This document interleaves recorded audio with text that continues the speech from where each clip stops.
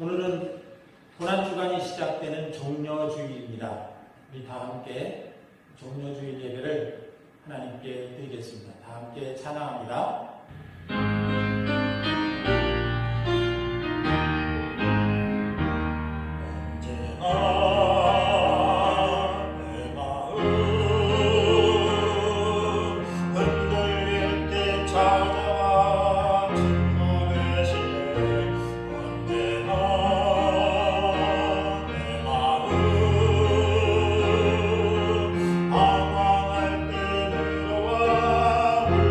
계신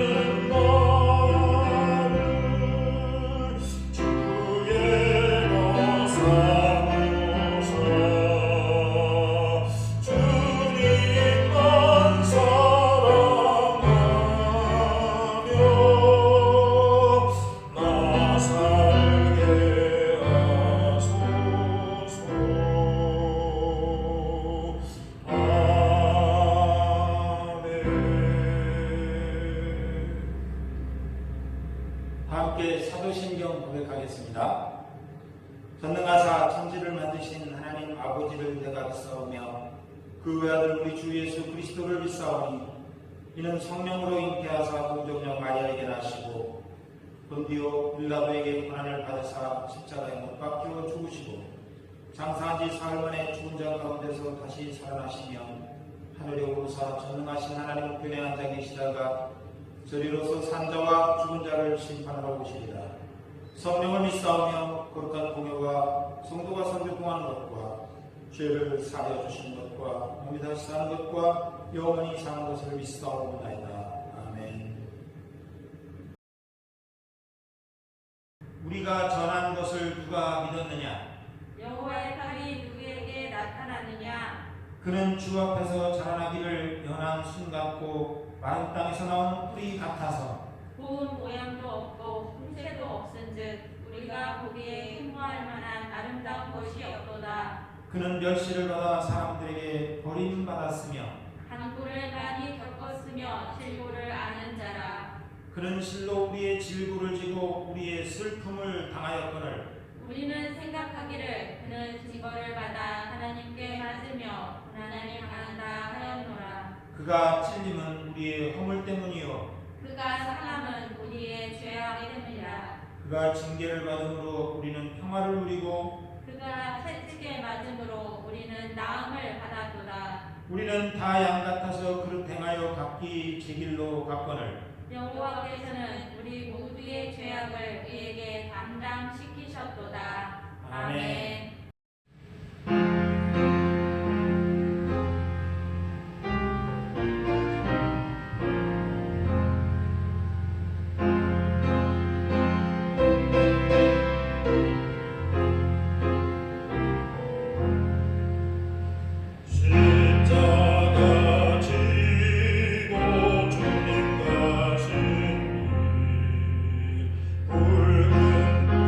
붉은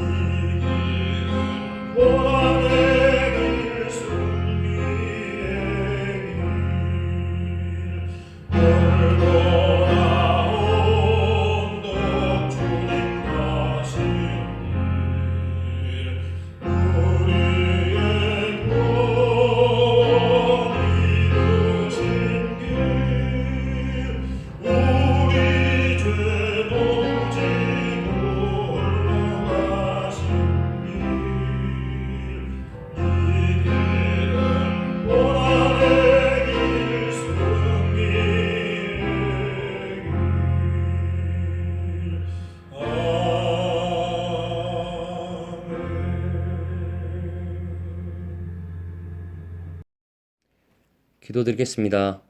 살아계신 하나님 아버지, 우리를 구원하기 위해 십자가에 매달려 물과 피를 다 쏟으시며 우리의 죄를 대속해 주시고 주님의 십자가로 구원해 주심을 감사드리며 종려주일과 고난주간을 맞아 경건한 마음으로 예배드리게 하심을 감사드립니다. 이 시간 목숨까지 버리시며 모든 인류의 죄를 위하여 피 흘리신 주님의 희생과 사랑을 잊지 않게 하시고 날마다 감사와 찬양으로 하나님께 영광 돌리는 저희 성도들이 되게 하여 주시옵소서. 사랑의 주님, 저희가 지난 주간도 주님의 은혜와 평안을 구하며 살고자 노력하였지만 전 세계에 창궐하고 있는 코로나19로 인하여 국가적 비상사태를 맞아 주님 전에 나와 예배조차 드리지 못하는 실정입니다. 정부의 조치에 대해 아쉬운 점은 있지만 십자가의 아픔의 고난이 지나야만 부활의 아침이 다가오듯이 견디기 힘든 고난을 겪은 후에 밀려오는 한의와 구원의 빛을 주시고 혼돈과 불안을 이길 새 질서를 주시옵소서. 이번 바이러스로 인하여 고통 속에서 어려움을 겪는 가정과 가족들을 위로해 주시옵고 백신을 비롯한 치료법이 하루빨리 개발되어 바이러스를 퇴치하게 하여 주시옵소서.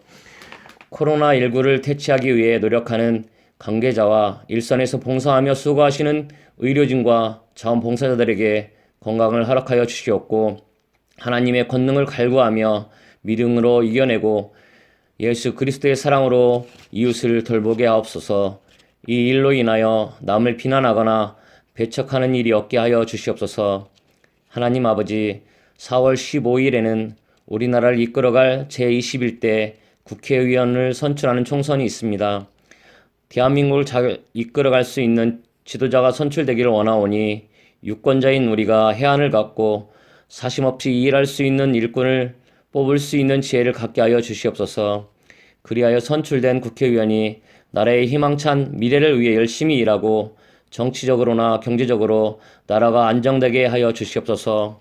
사랑의 주님, 세상 속에 주님을 모르는 많은 영혼들의 눈과 귀를 열어 주님만이 우리의 길이요 진리요 생명이라는 그리스도의 말씀을 듣게 하시고 주님의 택하신 자녀가 되게 역사하여 주시옵소서. 오늘도 말씀 전하실 목사님께 영육간에 강건함으로 채워주시고 하나님 말씀을 전하실 때 성령 충만함을 주시고 말씀의 씨앗이 우리 가슴 가운데 뿌려져 새로운 싹을 틔우고 알찬 열매를 맺을 수 있게 하여 주시옵소서. 은혜의 주님, 보이지 않는 곳에서 묵묵히 봉사하신 손길에도 은혜와 축복이 있게 하시옵고 또한 이 시간 코로나19로 인하여 함께 예배드리지 못하는 형제 자매들과 병마로 고통받고 있는 이들에게도 치유와 회복이 있게 하시고 물질적으로 근심 걱정하는 모든 성도들에게도 평안이 있게 하여 주시기를 원하오며 예수 그리스도의 이름으로 기도드립니다. 아멘.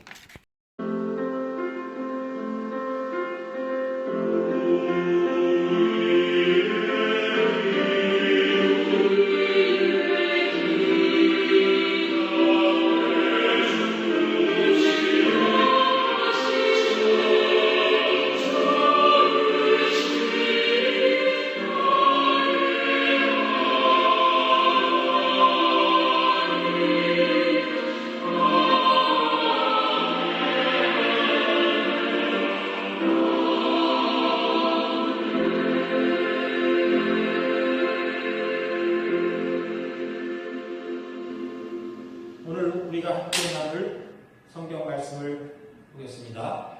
마태복음 26장 36절에서 46절 말씀입니다. 마태복음 26장 36절에서 46절 말씀입니다. 이에 예수께서 제자들과 함께 겟세마네라 하는 곳에 이르러 제자들에게 이르시되 내가 저기 가서 기도할 동안에 너희는 여기 앉아 있으라 하시니 베드로와 세베대의 두 아들을 데리고 가실새 고민하고 슬퍼하사 이에 말씀하시되 내 마음이 매우 고민하여 죽게 되었으니 너희는 여기 머물러 나와 함께 깨어 있으라 하시고 조금 나아가사 얼굴을 땅에 대시고 엎드려 기도하여 이르시되 내 아버지여 만일 할만하시거든 이 잔을 내게서 지나가게 하옵소서.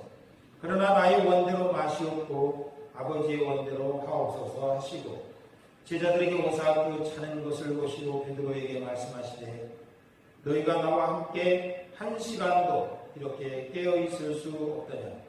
시험에 들지 않게 깨어 기도하라.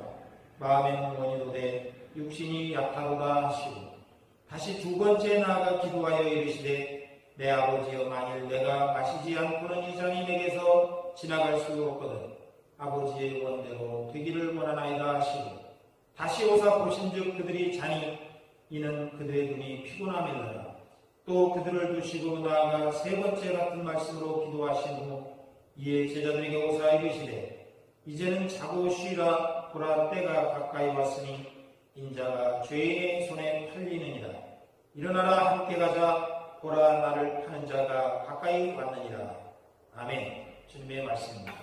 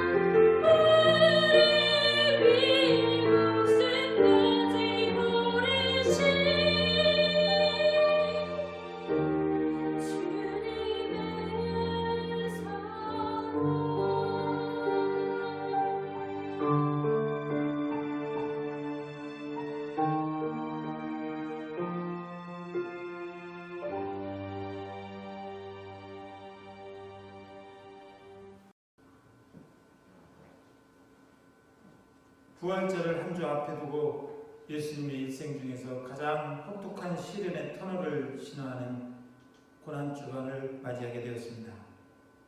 예수님이 어린 나귀를 타고 예루살렘 성에 들어가시는 장면을 생각하며 예배하는 종려주일입니다. 종려주일은 종려나무 가지와 관련이 되어 있는데요. 종려나무 가지는 곧고 수려하게 자라는 아름다운 그런 나무라고 하는 것 때문에 영광과 아름다움, 기쁨과 승리를 상징하는 그런 나무입니다. 그런 의미에서 개선하는 전쟁 영웅들을 환영하는 행사에 종종 사용되곤 했다고 합니다.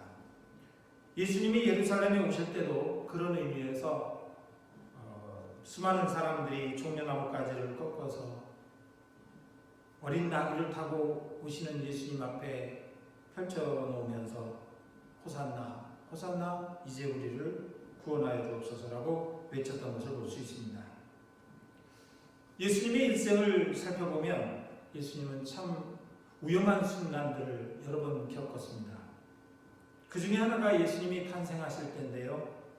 베들레헴에 왕이 태어났다라고 하는 이야기를 들으면서 헤롯이라고 하는 왕이 자기가 왕인데 어떻게 또 다른 왕이 태어났냐라고 시기 질투로 가득 찬 그런 생각으로 동방박사들에게 왕이 태어난 곳을 알면 나도 알려줘라, 나도 가서 경배해야 되겠다, 이렇게 거짓말을 하면서 동방박사들과 거래를 했죠. 그러나 동방박사들이 헤롯의 이야기를 거절하고 알려주지 않고 그냥 가버렸어요. 이에 속았다는 생각에서 2살 아래의 남자아이들을 다 죽여라, 이렇게 명령을 내리죠. 그래서 그 당시에 수많은 사람들이 죽어갔다고 하는 그런 이야기죠. 그리고 예수님이 이렇게 태어났을 때 사회명령을 내려서 애굽으로 피난을 갔다가 다시 헤롯이 죽은 다음에 돌아올 때는 베들레헴으로 돌아오지 않고 저 북쪽 나사렛으로 가셔서 거기서 사셨다고 알려주고 있습니다. 요단강에서 세례를 받으셨죠. 세례 요한에게 세례를 받고 그리고 나서 세례 요한이 잡혀서 죽게 되고 그랬는데 예수님은 성령이 충만해서 북쪽 갈릴리 쪽으로 가셔서 다시 가버나움에서 사시기도 하고 그러면서 하나님 나라를 위한 공생의 준비를 하셨던 것을 볼 수 있습니다. 그래서 예수님의 생애를 보면 갈릴리에서 제자들을 부르시고 하나님 나라 사역을 시작하시는데 그런 준비된 곳이 바로 갈릴리라고 한다면 이제 점점 중부지방으로 사마리아 지역으로 내려오면서 복음을 전하시고 나중에는 예수님의 마지막 때는 생애의 마지막 때는 예루살렘으로 오셔서 거기서 체포되고 십자가를 지시고 죽으십니다.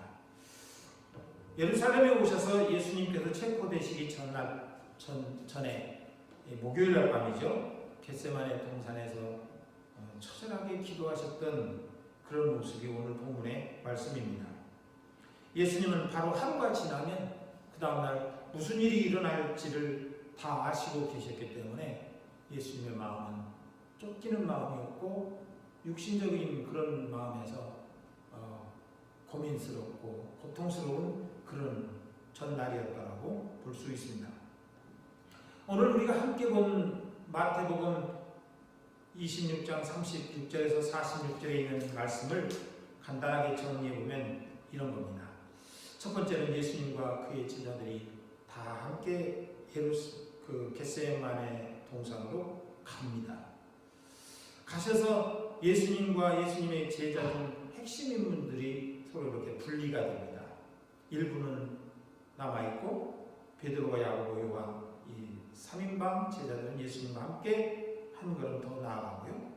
그 다음에 예수님께서 베드로와 야고보와 요한을 세워놓고 그곳에 머물게 하고 예수님은 또 좀 더 나가서 기도하는 이런 모습을 볼 수 있습니다.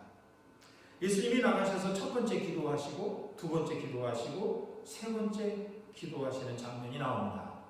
그리고 나중에는 제자들이 잠들어 있는 것을 반복해서 보시면서 이제는 때가 됐다. 내가 가야 할 시간이 왔다. 가자. 라고 제자들을 깨우고 그리고 좀 나와 함께 가자. 이렇게 말씀하시는 장면을 볼 수 있습니다. 다가오는 배신자가 한 발자국 한 발자국 뜨겁 걸어오는 것을 예수님은 다 보시는 거예요. 제자들은 캄캄하고 잠든 중이라서 졸음에 빠진 상태라서 잘 모르지만 예수님은 성령에 의해서 움직이시는 분이기 때문에 유다가 대제사장과 군사들을 이끌고 뚜벅뚜벅 한 걸음씩 예수님을 체포하러 오는 장면을 예수님은 다 알고 계신 거예요.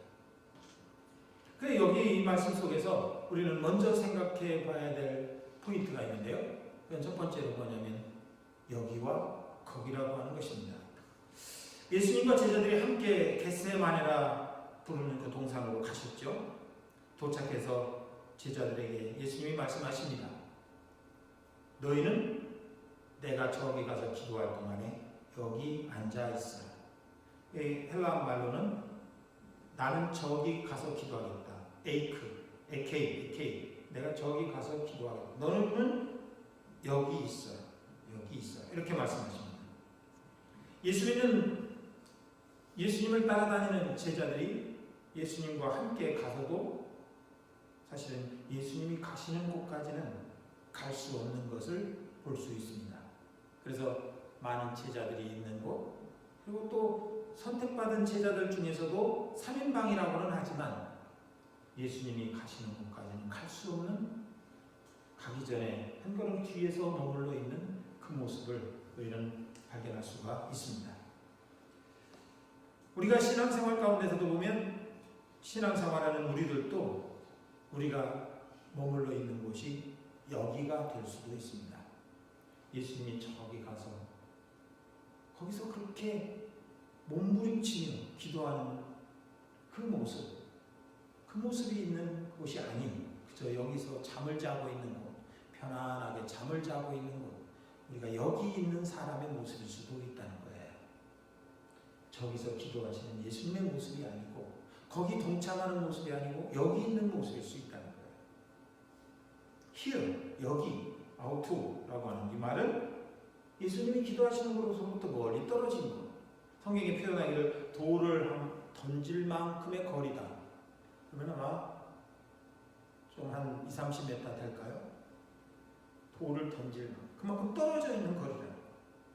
그곳에 그렇게 떨어져 있는 상태로서는 예수님이 느끼는 그 고통을 함께 느낄 수가 없다는 것을 의미할 수도 있어요. 그렇기에 잠을 잘 수밖에 없는 거죠. 예수님을 잘못 알 수도 있습니다. 그래서 유다와 같은 사람이 나오기도 하는 거예요. 왜 예수님이 저래? 왜 저래야 되는 거야? 왜 예수님이 저렇게 저기를 가셔야 되는 거야? 뭐 이렇게 의문을 가질 수도 있는 거죠. 예수님의 아픔을 모르고 십자가를 앞에 두고 고민하시는 그 예수님의 모습을 남일같이 여길 수도 있다는 것이죠. 우리가 쉽게 생각해 봅시다. 부모와 자녀를 말이죠. 부모는 자녀를 낳을 때도 그렇고 키울 때도 그렇고 많은 그 노심초사하는 순간이 참 많습니다. 태어날 때 혹시라도 무슨 감기나 병이 걸릴까봐 불안해하고 또 조금만 어디가 아프면 차라리 내가 아팠으면 좋겠다는 심정으로 아이를 보호하고 감싸죠. 그러나 자식은 성장해서 엄마 아빠가 나를 위해서 그렇게 밤잠 못 자고 애태우고 고생했다고 하는 것을 까맣게 모릅니다. 알아주지도 않습니다. 왜 엄마 그때 그랬어? 예를 들면 가난해서 먹을 것이 없어서 그래도 자녀 교육은 해야 되기 때문에 이런저런 그 쪼들리는 형편에서도 허리띠를 졸라매고 해서 키우고 뒷바라지 해주면 나중에는 엄마 아빠 왜 그랬어? 그때 남 얘기라도 먹지 그랬어? 뭐 이런 식의 대답 말이죠. 전혀 딴 얘기를 하는 거죠. 그런 것처럼 우리가 예수님 거기 계신데 우리가 여기 있다면 우리는 그렇게 생각의 차이가 있고 관심의 차이가 있고 느낌의 차이가 있을 수 있다는 겁니다. 그러니 어떻게 예수님이 십자가에 달리셨을 때 제자들이 여기에 앉아있는 제자들이 십자가 밑에까지 갈 수가 있겠어요. 그래서 다 도망치게 되는 것이죠. 이런 의미에서 여기와 저기의 차이는 매우 큽니다. 성령 안에서 보면 예수님이 계신 곳에 나도 그곳에 있어야 되는데 예수님이 십자가 지시는 곳 나도 그곳에 있어야 되는데 예수님의 제자 중에 요한이라고 하는 제자는 거기까지 갔습니다만 우리는 자칫 잘못하면 예수님이 가시는 곳에 나는 안 가는 사람이 될 수도 있다는 얘기입니다. 예수님이 마음 아파하시는 것 나도 그것 때문에 마음 아파하고, 예수님이 기뻐하시는 것 나도 그것 때문에 기뻐하는 사람이 되어야 되는데 말이죠. 오늘 말씀에서 두 번째 볼 포인트는 베드로도 졸았다입니다. 베드로도 졸았다. 변화산상에서 함께 예수님의 변화를 보고 거기서 놀라워하고, 또 그 헤르몬 산이라고 하는 아주 어마어마한 높고 깊은 산에 들어갔을 때 예수님이 변화해서 모세와 엘리야와 함께 이야기하는 걸 보면서 여기에 집을 짓고 우리도 함께 삽시다라고 했던 이 베드로, 그리고 또한 마가복음에서 해당장의 딸이 죽었을 때 수많은 사람들이 죽은 자를 어떻게 살리냐고 비난하고 비웃고 할 때 예수님과 함께 그 방에 들어가서 예수님이 달리다군 하시면서 죽은 소녀를 살릴 때 함께 했던 그 베드로, 거기서 직접 목격했던 베드로, 그 베드로도 예수님이 저기서 몸부림쳐 기도하는 그 장면은 내가 겪어야 될 모습은 아닌 것처럼 그저 졸고 있는 모습, 이게 베드로의 모습입니다. 세 명의 제자가 예수님을 따라 한 걸음 더 나아갔지만, 그러나 기름을 짜는 듯이 땀방울이 변화해서 핏방울이 되게 기도하셨던 그 예수님의 모습처럼 그 느낌까지는 베드로도 공유할 수는 없었던 상태였습니다. 그러니 잠에 들 수밖에 없었던 것이죠. 예수님께서는 이 베드로와 야고보와 요한을 데리고 한 발자국 나가셔서 말씀하시기를 내 마음이 매우 고민하여 죽게 되었다. 그러니 너희는 여기 머물러 나와 함께 깨어있어라. 비록 예수님은 거기 가시고 나는 여기 있지만, 베드로 야고보 요한은 여기 있지만, 여기 있으면서도 깨어있어야 된다고 하는 것인데, 여기 있다 그래서 거기에 기도하시는 예수님과 그렇게 동떨어진 모습을 보이면 안 되는데, 여기 있다고 하는 것 때문에 그저 졸고 있다면 예수님이 보실 때 얼마나 아픈 마음 더 겪겠습니까? 힘든 예수님 얼마나 더 힘들겠습니까? 그런 점에서 보면 베드로가 졸았다라고 하는 이 장면은 참 안타까운 모습입니다. 겟세마네 동산이라고 하는 이 의미는 기름 짜는 곳이라고 하는 의미인데, 옛날에 감람나무 기름을 많이 올리브 많이 짰던 곳이라고 하죠. 그러나 로마의 티투 장군이 예루살렘을 점령하면서 다 베어버렸기 때문에 그 뒤로는 감람나무가 그렇게 많이 없었다라는 역사 이야기가 있습니다. 세 번째는 예수님의 기도는 피의 기도였다라고 하는 것입니다. 오늘 여기 말씀에 보면 39절에 말씀하기를 예수님께서는 조금 더 나아가셔서 얼굴을 땅에 대시고 기도하셨다, 그렇게 말씀하고 있습니다. 누가복음 22장 44절 말씀에 보면 예수님이 간절히 내가 원하는 대로 안 된다면, 이것이 지나갈 수 없거든, 내가 마셔야 된다면 마시겠나이다, 주님의 뜻대로 아버지의 뜻대로 하옵소서라고 기도할 때 그 기도가 얼마나 간절했는지, 땀이 땅에 떨어지는데 마치 핏방울이 떨어지는 것 같더라, 이렇게 말씀하고 있습니다.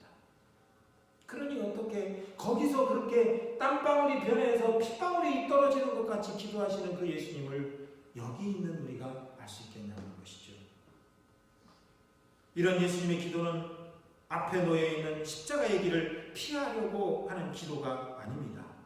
오히려 이 길을 가기 위해서는 아버지의 도움이 필요합니다라는 그런 기도겠죠. 우리 성도들도 가정에서, 직장에서, 세상에서 살아가면서 얼마나 힘들 때가 많습니까? 더군다나 코로나 때문에 요즘은 더 힘든 일들이 많이 있을 것으로 생각됩니다. 이런 때에 우리는 정말 모든 일을 내가 감당한다고 하는 이 믿음 안에서 예수님이 십자가의 길을 피하지 않고 갔던 것처럼 우리도 비록 힘들지만 담대한 마음으로 극복하고 사는 그런 믿음의 지혜가 있으면 좋겠습니다. 예수님은 하나님의 뜻을 이루려고 앞으로 나아갑니다. 피하는 자세가 아니고 정면 돌파하는 자세입니다. 이 정면 돌파라고 하는 말은 굉장히 대담한 얘기인 것 같지만 사실은 우리 성도들도 다 기도하면 여러분 겪는 모든 일들 다 승리의 길로 돌파해 나갈 수 있을 줄로 저는 믿습니다. 기도하는 자는 이길 수 있습니다. 예수님처럼 깊은 기도로 우리가 함께 할 수 있다면, 예수님처럼 그렇게 땀방울이 변화에 피가 되도록 기도하는 그런 모습을 갖는다면 우리는 넘어서지 못할 것은 아무것도 없을 줄로 믿습니다. 우리는 다 극복할 수 있습니다. 정면 돌파의 태도는 성경에 많이 나와 있습니다만, 특히 모세는 어떤 일이 생기면 하나님께 간절히 기도해서 응답받고 그 방법대로 하나님께서 주시는 지혜대로 하면, 말씀대로 하면 해결 안 되는 것이 없었습니다. 모든 것이 다 하나님 아버지의 가르침대로 해결됐던 것을 봅니다. 예수님은 겟세마네 기도를 통해서 십자가의 길을 가시고 하나님의 뜻을 완성하신 승리자가 되었습니다. 그 다음에는 우리 제자들의 모습에서 보는 건데, 잠자는 제자들은 결국에는 어떻게 되냐? 십자가에 달리는 예수님을 보면서 다 도망쳐버렸다는 것이죠. 제자들에게 오사 그 자는 것을 보시고 베드로에게 말씀하시되 너희가 나와 함께 한 시간도 이렇게 깨어 있을 수 없더냐? 라고 예수님이 물으십니다. 반문하시는 거죠. 깨어 있을 수 없더냐? 안타까운 마음이죠. 그리고 예수님께서는 자신의 십자가를 지는 그 짧은 하루 기간 동안에 너도 좀 나와 함께 하자 이렇게 말씀하셨는데, 제자들은 그렇게 할 수가 없었습니다. 왜 그랬을까요? 기도가 뒷받침되지 않았기 때문에 그렇다고 볼 수 있어요.